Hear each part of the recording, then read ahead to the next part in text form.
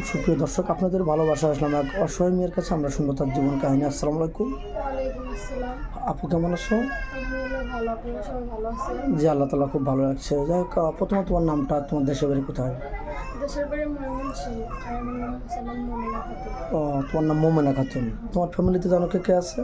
আম্মু আছে আর ছোট একটা বোন। ও, ছোট ভাই আর হলো আম্মু। জি ও আচ্ছা, তোমার বাড়ি ময়মনসিং না? জি।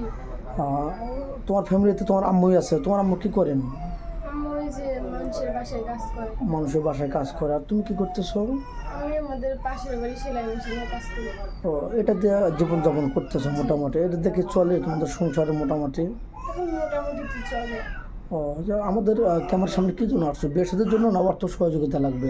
বিয়ে শাদীর জন্য। বিয়ে সাদের জন্য। যদি এই ভিডিও দেশ প্রবাস থেকে দেখছে কেউ, যদি তোমাকে ভালোবেসে বিয়ে সাদী না করে 5-10 হাজার 20 হাজার টাকা অনুদান করে বা হেল্প করে, তুমি কি নিবে না অ্যাকচুয়ালি বিয়ে বসবে? কোনটা? অ্যাকচুয়ালি বিয়ে বসবে। বিয়ে বসবে, ওটা ভালো হয় নাকি? তোমার আম্মার বয়সটা একটু মানে বয়স হয়ে গেছে, একটু তার জীবনটা একটু হালকা হতো না বিয়েটা বসলে?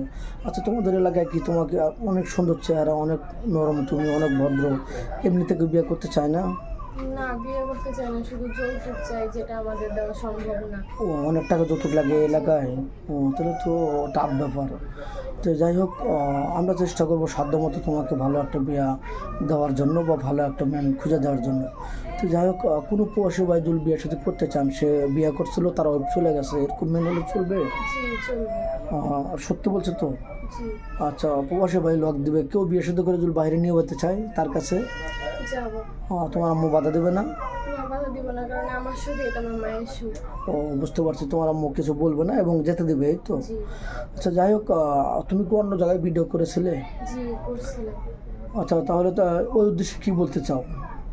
ওই উদ্দেশ্যে বলতে চাই, তারা আমার টাকা পয়সা নিয়ে নিছে, মানে আমারে। ও, ভালো কোনো সাড়া দেয়নি? ও, যেখানে ভিডিও করছিল তারা তোমার সাথে প্রতারণা করেছে। জি তো এই প্রতারণার ফাঁদে কেউ পা দেবে না, এটা বলতে চাচ্ছ? জি দর্শক বন্ধু, সে অন্য জায়গায় ভিডিও করেছিল।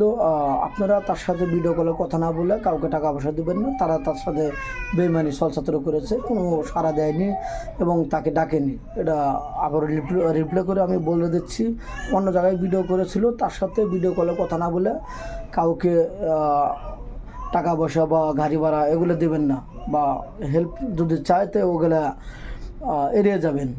যাই হোক, আমি ভিডিওতে বলে দিলাম, সে অন্য জায়গায় প্রতারণার শিকার হয়েছে। তো যাই হোক, তোমার তো ফোন নেই না? জি। ও, মেয়েটার কোনো ফোন নেই। আদৌ ফোন কিনে নিয়ে ইচ্ছা হয় ফোন চালাতে, কিন্তু তার সামর্থ্য নেই। 2 বেলা 2 মুঠো ভাত খেয়ে বেঁচে আছে। যাই হোক, মেয়েটার কোনো ফোন নেই, আমাদের নাম্বার দেওয়া থাকবে, কেউ ভিডিও কল দেবেন না। ভিডিও কল দিলে ব্লক করতে বাধ্য হবো। ভালো থাকবেন, সুস্থ থাকবেন, এই বলে আজকের মতো শেষ করে দিলাম। আল্লাহ হাফিজ।